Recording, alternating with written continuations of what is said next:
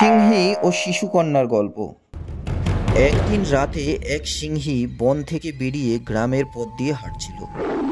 এমন সময় সিংহী দেখল এক বাড়ির উঠোনে ফুটফুটে একটি শিশুকন্যা একা একা শুয়ে কাঁদছে। তাই দেখে সিংহীর খুব মায়া হলো। সে শিশুটিকে না খেয়ে মুখে করে বনে নিয়ে এলো। সিংহীর নিজেরও দুটো বাচ্চা ছিল। সে তার নিজের বাচ্চাদের মতোই শিশুকন্যাটিকেও খুব আদর করে যত্ন করে তার দুধ খাইয়ে বড় করতে লাগলো। একটু বড় হলে সে সিংহীর বাচ্চাদের সাথেই বনের মধ্যে খেলা করে বেড়াতে লাগলো। মেয়েটিকে দেখে বনের অন্যান্য পশুদের খুব লোভ হতো, কিন্তু সিংহীর ভয়ে তারা মেয়েটিকে খেতে সাহস পেত না। এইভাবে একদিন সিংহীর বাচ্চা দুটির সাথে সাথে মেয়েটিও বড় হয়ে গেল। সিংহীরও অনেক বয়স হলো। সে এখন সব সময় মেয়েটিকে নিয়ে ভাবে তার মৃত্যুর পর কে দেখবে তাকে। সে না থাকলে বনের পশুরা তাকে ছিঁড়ে খেয়ে ফেলবে। মেয়েটির ভাবনায় সিংহীর আহার নিদ্রা চলে গেল। অনেক চিন্তা ভাবনার পর সিংহী মনে স্থির করল যে মেয়েটিকে তার বাবা মায়ের কাছে ফিরিয়ে দিয়ে আসবে। সেখানেই সে সবচেয়ে নিরাপদ থাকবে। মেয়েটি সিংহীর কথা শুনে খুব কাঁদতে লাগলো। সে সিংহীকে ছেড়ে কিছুতেই যেতে রাজি হলো না। সিংহী তাকে অনেক বোঝালো। তারপর ঝোপের আড়াল থেকে একটা চেন ও লকেট মেয়েটিকে দিয়ে বলল, এটা তোমার বাবা মায়ের দেওয়া। ছোটবেলায় এটা তোমার গলায় ছিল। হারিয়ে যাওয়ার ভয়ে এতদিন আমি এটাকে যত্ন করে লুকিয়ে রেখেছিলাম। এটা দেখলেই তোমার বাবা মা তোমায় চিনতে পারবেন। সিংহী শেষবারের মতো মেয়েটিকে অনেক আদর করল। তারপর রাতের অন্ধকারে তাকে বাড়ি পৌঁছে দিল। মেয়েটির বাবা মাও বেশ বুড়ো হয়েছে। প্রথমে তারা কেউ তাকে চিনতে পারল না। পরে গলায় চেন ও লকেট দেখে তারা চিনতে পারল এই তাদের সেই হারিয়ে যাওয়া মেয়ে। তারা দুজনেই মেয়েটিকে জড়িয়ে ধরে খুব কাঁদতে লাগলো। সিংহী ঝোপের আড়ালে লুকিয়ে সব দেখল। তারপর চোখের জল ফেলতে ফেলতে আবার বনে ফিরে গেল। নীতি কথা, যার যেখানে জায়গা তার সেখানেই থাকা উচিত, নতুবা পদে পদে বিপদ। বক ও সারস। একদল বক রোজ এক কৃষকের খেতে এসে ধান খেয়ে যেত। কৃষক বক তাড়ানোর জন্য অনেক রকম চেষ্টা করলো, কিন্তু কিছুতেই তাদের সঙ্গে পেরে উঠল না। দিন দিন বকেদের বাড়বড়ন্ত বেড়েই চলল। তারা সবাই দল বেঁধে ঝাঁকে ঝাঁকে কৃষকের জমিতে নেমে ফসল খেয়ে তার সর্বনাশ করতে লাগলো। কৃষক বকেদের তাড়াতে মাঝে মাঝে দমাদম কেনেস্তারা পেটাতো, অর্থাৎ থালা বাসন বাজাতো। কিন্তু আজকাল আর তাতেও কোনো কাজ হচ্ছিল না। ঢিল ছুড়লে একটু সরে বসে তখনই ফিরে আবার এসে খাওয়া শুরু করতো তারা। বকেদের দিন দিন সাহস বেড়ে যাওয়ায় কৃষক খুব দুশ্চিন্তায় পড়ল। কৃষকের দুরবস্থা দেখে একদিন তার এক বন্ধু বলল, ভেবে কিছুই হবে না ভাই, ওদের যা সাহস দেখছি তাতে খালি কেনেস্তেরা আর ঢিল ছুঁড়ে কিছুই হবে না। তুমি যদি তোমার কষ্টের ধান সত্যি সত্যি বাঁচাতে চাও তাহলে জমিতে ফাঁদ পেতে রাখো, তাহলে বকেদের ঝাঁকটাকেই ধরতে পারবে। বন্ধুর কথা মতো কৃষক পরদিন সকালেই তার জমিতে ফাঁদ পেতে রাখলো। কিছু বেলা হতেই বকের দল ঝাঁক বেঁধে উড়ে এসে কৃষকের জমিতে নামলো, আর সঙ্গে সঙ্গে কৃষকের পাতা ফাঁদে সবকটি বক আটকা পড়ল। সেদিন বকেদের ঝাঁকে একটি সারস পাখিও ছিল। সঙ্গদোষে সেও সেদিন বকেদের সাথে বন্দী হলো। বকের দল ফাঁদে আটকা পড়েছে দেখে কৃষক লাঠি হাতে তেড়ে এলো। সারস পাখি দেখতে বকের মতো হলেও আকারে বেশ বড়। তার লম্বা গলাটা ফাঁদের উপর উঁচু হয়েছিল। কৃষক দৌড়ে এসে তাকেই চেপে ধরল। সারস বুঝতে পারল বকেদের সাথে এসে সে আজ মহা বিপদে পড়েছে। সে কাতর কণ্ঠে বলে উঠল, কৃষক ভাই, আমি তোমার কোনো ক্ষতি করিনি, তুমি আমায় মেরো না। আমি যদি জানতাম বকেরা তোমার ফসলের ক্ষতি করতে আসছে তাহলে কখনোই ওদের সঙ্গে আসতাম না। এতদিনের জমে থাকা রাগে কৃষক তখন ফুঁসছিল, আজ আমি কারো কথাই শুনবো না। দুষ্ট বকেরা এতদিন আমার অনেক ক্ষতি করেছে, তাদের সঙ্গে তুমি যখন ধরা পড়েছ তখন সাজা তোমায় পেতেই হবে। আজ সবাইকে আমি গলা টিপে মারব। এই বলে কৃষক সবার আগে নির্দোষ সারসটাকেই চেপে ধরল। নীতি কথা, অসৎ সঙ্গে পড়লে সর্বনাশ হয়। বৃদ্ধ ও যম। এক গ্রামে এক বৃদ্ধ বাস করত। সংসারে সে একেবারে একা। খুব কষ্ট করে তার দিন চলত। বনের কাঠ কেটে বাজারে বিক্রি করে সামান্য 2-4 পয়সা সে পেত, তাতেও তার কোনো রকম দিন চলত। এত দুঃখ কষ্ট বৃদ্ধর আর সহ্য হচ্ছিল না। সে মাঝে মাঝেই নিজের ভাগ্যকে গালমন্দ করত।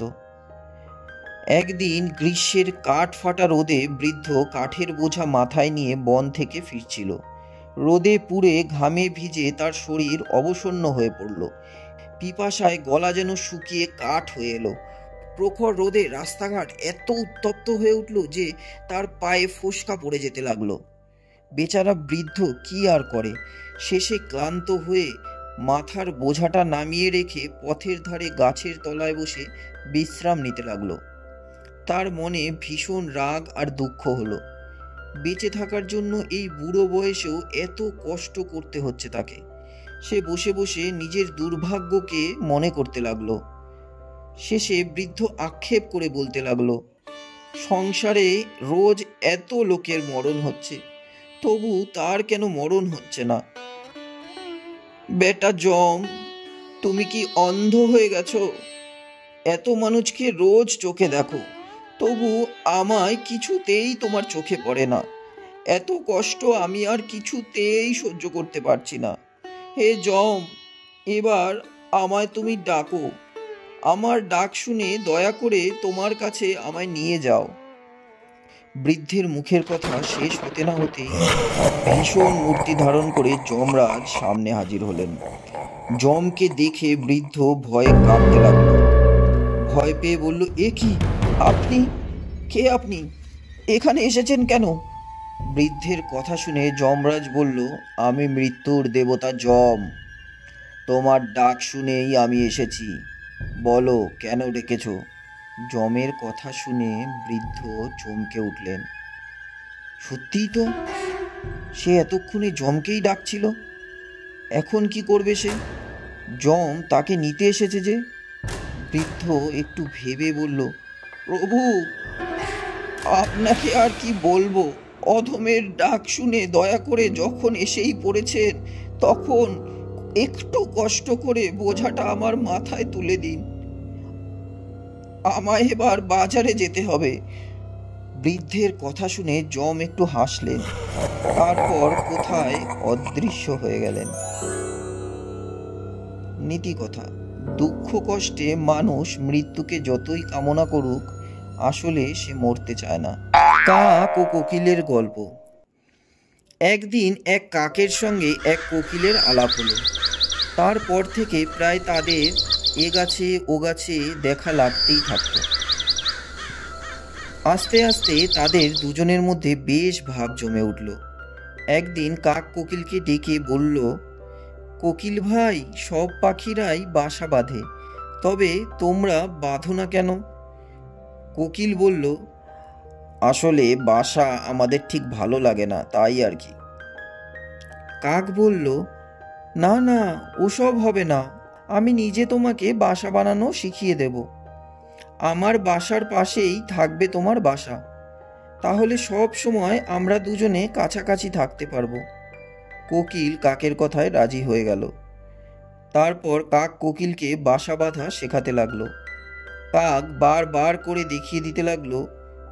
কোকিল তবু কিছুতেই ঠিকমতো বাসা বাঁধতে পারল না।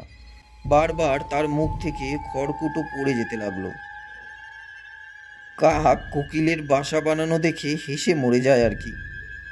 কোকিলও সেই ফাঁকে বোকা কাকের চোখ এড়িয়ে তার বাসায় ডিম পেড়ে এসে বলল, দেখো কাক ভাই, এই বাসা বাঁধার কাজটা আমাদের কোকিল জাতের একেবারে নিষেধ। আমরা পূর্বপুরুষেরা কেউ কোনো দিন এই কাজ করিনি। আজ আমি যদি সেই কাজ করি তাহলে কোকিল সমাজে আমি মুখ দেখাতে পারবো না। কোনো কোকিলই আর আমার সঙ্গে কথা বলবে না। তার চেয়ে আমার এই যাযাবর জীবনই অনেক ভালো। তোমরা থাকো তোমাদের বাসা আর ডিম নিয়ে, আমি ভাই চললুম। এই বলে চতুর কোকিল বোকা কাকের বাসায় ডিম ফেলে রেখে কুহু কুহু করে মিষ্টি সুরে গান করতে করতে অন্য দেশে উড়ে চলে গেল।